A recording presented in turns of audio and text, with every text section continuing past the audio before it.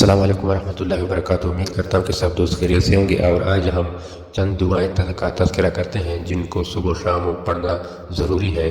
تو وہ دعا یہ ہے: استغفر اللہ الذی لا الہ الا اللہ الحی القیوم واتوب الیہ۔ استغفر اللہ الذی لا الہ الا اللہ الحی القیوم واتوب الیہ۔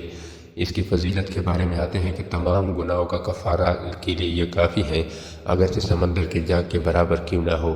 تو اس طرح دوسری دعا ہے: سبحان اللہ العظیم وبحمدہ ولا حول ولا قوة الا باللہ۔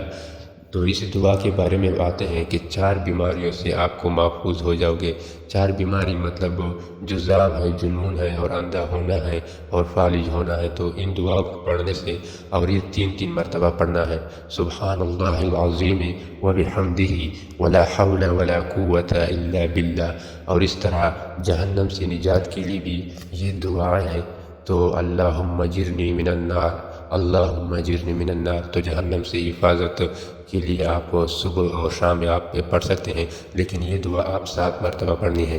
اور اس طرح لا الہ الا اللہ وحدہ لا شریک لہ، لہ الملک ولہ الحمد یحیی ویمیت وہو علی کل شیء قدیر۔ اس دعا پڑھنے سے آپ کو 10 نیکیاں اور 10 گناہوں کا مٹانا، اور 10 درجات بلند ہونا، 10 غلام آزاد کرنے کا ثواب ملتا ہے۔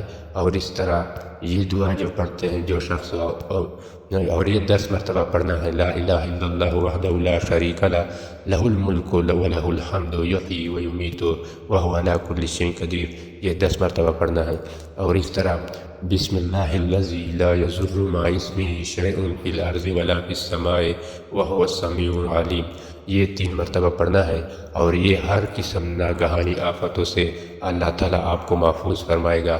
اور اس طرح اگلے جو دعا ہیں اور موذی کی چیزوں سے حفاظت کے لیے وہ پڑھی جاتی ہیں، وہ یہ ہیں: اعوذ بکلمات اللہ التامات من شر ما خلق، اعوذ بکلمات اللہ التامات من شر ما خلق۔ اور اس طرح قیامت کے دن جب اللہ تعالیٰ آپ سے راضی ہوگا، اس کے بارے میں یہ دعا ہے: رضیت باللہ ربا وبالاسلام دینا وبمحمد النبی صلی اللہ علیہ وسلم۔ رضیت باللہ ربا وبالاسلام دینا وبمحمد رسول اللہ صلی اللہ علیہ وسلم۔ تو اس کو بھی آپ 3 مرتبہ پڑھیں۔ اور اگلی جو دعا ہے وہ 7 مرتبہ پڑھنی ہے، اور وہ یہ ہے: حسبی اللہ لا الہ الا اللہ علیہ، حسبی اللہ لا الہ الا هو علیہ توکلت وہو رب العرش العظیم۔ یہ دعا 7 مرتبہ پڑھنی ہے، اور یہ دنیا اور آخرت، یعنی روز قیامت میں دنیا اور آخرت کے مسائلوں کے حل کے لیے کافی ہیں۔